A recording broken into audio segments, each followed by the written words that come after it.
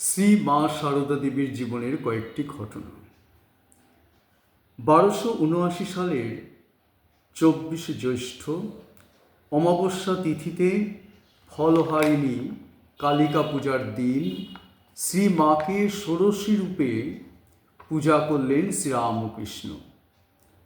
তাঁর সম্মুখে পূজার নৈবেদ্য প্রদান করে প্রার্থনা মন্ত্র উচ্চারণ করলেন। হে বালে, হে সর্বশক্তির অধীশ্বরী মা ত্রিপুর সুন্দরী, সিদ্ধির দ্বার উন্মুক্ত করো, এর শরীর মনকে পবিত্র করে এর মধ্যে আবির্ভূত হও এবং সর্বকল্যাণ সাধন করো। পূজার মধ্যে শ্রী মা বাহ্য জ্ঞান শূন্য হয়ে সমাধিস্থ হলেন। শ্রীরামকৃষ্ণ অর্ধবাহ্য দশায় মন্ত্র উচ্চারণ করতে করতে সমাধি রাজ্যে চলে গেলেন। সমাধিস্থা দেবীর সামনে সমাধিস্থ পূজক। এইভাবে দীর্ঘক্ষণ কেটে গেল।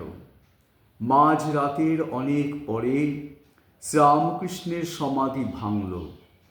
তখন তিনি নিজেকে নিজের সাধনার ফল, জপের মালা ইত্যাদি সর্বস্ব দেবীর পায়ে চিরকালের জন্য বিসর্জন দিয়ে পূজা শেষ করলেন।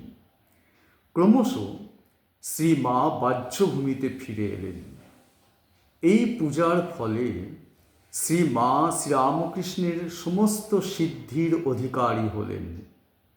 যে দেবী শক্তি তাঁর মধ্যে সুপ্ত হয়েছিল, এর দ্বারা তার উদ্বোধন হল, যার সাহায্যে তিনি পরবর্তীকালে শ্রীরামকৃষ্ণের অসমাপ্ত লোককল্যাণ ব্রত সম্পূর্ণ করবেন।